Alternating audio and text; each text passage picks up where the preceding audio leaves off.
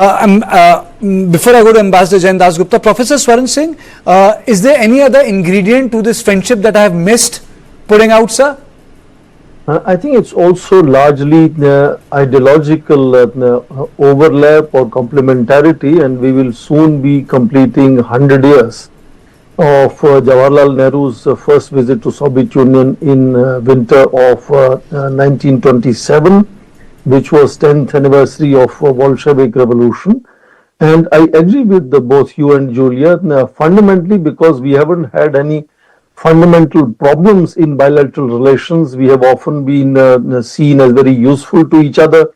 In fact, in 50s, when India was extremely dependent on United States, Nehru had made another visit in 1955 to Soviet Union, which laid foundations, which was carried forward by his daughter, leading to August 1971 friendship agreement with Soviet Union that really laid it thick, all the way to Manmohan Singh in 2010 starting a special and privileged, comprehensive and privileged strategic partnership, to Prime Minister Modi having met already President Putin 22 times and looking forward in December, early December, for their 23rd meeting in Delhi. And I think that together sets the stage, as on 1st of this month, US tariffs shot up to 100% in some sectors in terms of branded and registered pharma, furniture and heavy trucks.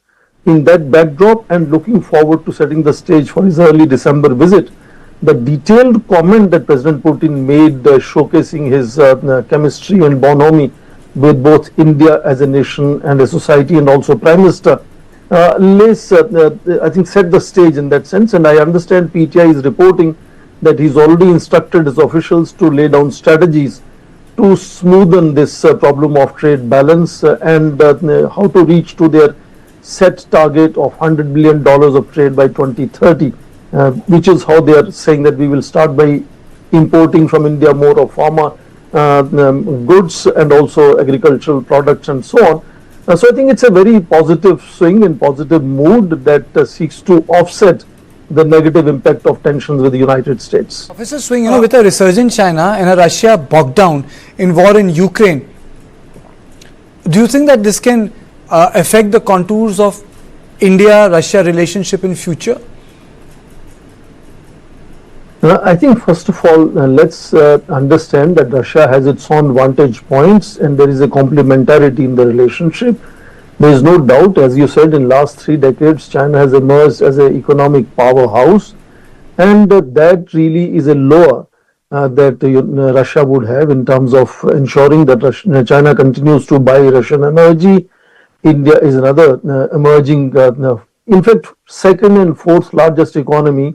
China and India, Russia would like to keep them, in good stead in that sense. But remember, Russia also has enormous edge over not just India but also China in terms of defense technologies, in terms of nuclear technologies, in terms of energy that it can supply to both these rapidly, emerging two economies, which will be dependent on imported energy for a long period of time. So there is a complementarity definitely there. But it's also true that, yes, with the sudden economic rise of China, leading also to a certain amount of military modernization, China has become inordinately little more influential. And in that fact, one also sees India's interest in staying with Russia so that, otherwise Russia will become much more vulnerable, as you mentioned, to being the junior partner of China. In fact, if India constantly stands with Russia, that is allowing Russia to balance relationship between China and India.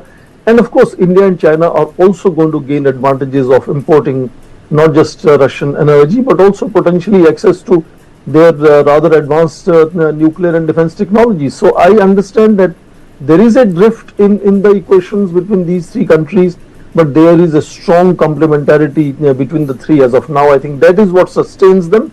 And the fact that all 3 have now very seasoned, very powerful, very ambitious leaders, their personal chemistry also adds up to how they want to stand together, to what extent they want to stand together, in what areas they want to stand together.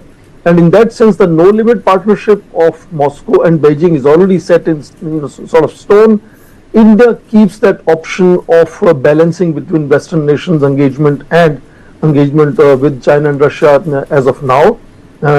The recent tensions, in fact, have encouraged China and Russia to showcase India drifting towards their fold, but India has so far tried to maintain that maneuverability on both sides, but sees its relationship with both Moscow and Beijing as very significant part of growing into a developed nation by 2047. Ambassador Gupta, that may become